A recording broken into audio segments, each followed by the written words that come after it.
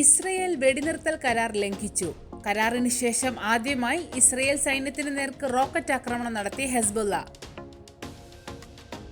Israel സൈനിക പൊസിഷനുകൾക്ക് നേർക്ക് mortar rocket ആക്രമണങ്ങളുണ്ടായി. Mount dough പ്രദേശത്തുള്ള ഇസ്രയേലി സൈനിക പോസ്റ്റിനെ ആക്രമിച്ചതായി ഹെസ്ബുള്ള പറഞ്ഞു. ഇസ്രയേൽ സേന തുടർച്ചയായി വെടിനിർത്തൽ കരാർ ലംഘിച്ചു എന്നും തങ്ങളുടെ ആക്രമണം പ്രാഥമിക മുന്നറിയിപ്പായി കണ്ടാൽ മതിയെന്നും ഹെസ്ബുള്ള പറഞ്ഞു. കരാർ ലംഘനം തുടർന്നാൽ ഉചിതമായ രീതിയിൽ തന്നെ തിരിച്ചടി ഉണ്ടാകുമെന്നും ഹെസ്ബുള്ള മുന്നറിയിപ്പ് നൽകി. ഇസ്രയേൽ മീഡിയകൾ ആക്രമണ വാർത്ത സ്ഥിരീകരിച്ചിട്ടുണ്ട്.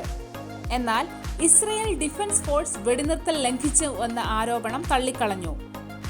ഇസ്രയേൽ ഡ്രോൺ ആക്രമണത്തിൽ ഒരു ലബനീസ് പൗരൻ കൊല്ലപ്പെട്ടതായും ലബനീസ് ഹെൽത്ത് അതോറിറ്റി പറഞ്ഞു. ഇസ്രയേൽ ആക്രമണം ഉണ്ടായത് ലബനീസ് ടൗണായ മർജയൂനിലാണ്. ഇതിനു പുറമെ അൽ അബാറ ബേസിലും ഇസ്രയേൽ ആക്രമണമുണ്ടായി. ഈ ബേസ് ലബനോൺ സിറിയ ബോർഡറിലാണ് നിലകൊള്ളുന്നത്. അന്താരാഷ്ട്ര പീസ് കീപ്പിംഗ് ഫോഴ്സ് വക്താവ് CNN-നോട് 100ഓളം കരാർ ലംഘനം ഇസ്രയേലിൽ നിന്ന് ഉണ്ടായതായി അഭിപ്രായപ്പെട്ടു. ഇതോടുകൂടി വെടിനിർത്തൽ നിലനിൽക്കാനുള്ള സാധ്യത മങ്ങുകയാണ്. വീണ്ടും ഒരു ഇസ്രയേൽ ഹെസ്ബുള്ള യുദ്ധത്തിലേക്ക് നീങ്ങിയേക്കാം. ഫ്രാൻസ് ഇസ്രയേലിന്റെ കരാർ ലംഘനത്തിനെതിരെ രംഗത്തു വന്നിരുന്നു.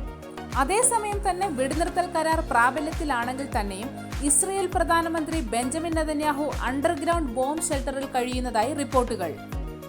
ഹിസ്ബുള്ളയ്ക്ക് പുറമെ തന്റെ സ്വന്തം പൗരന്മാരെ തന്നെ ഭയന്നാണ് ഇസ്രയേൽ പ്രധാനമന്ത്രി കഴിയുന്നത്.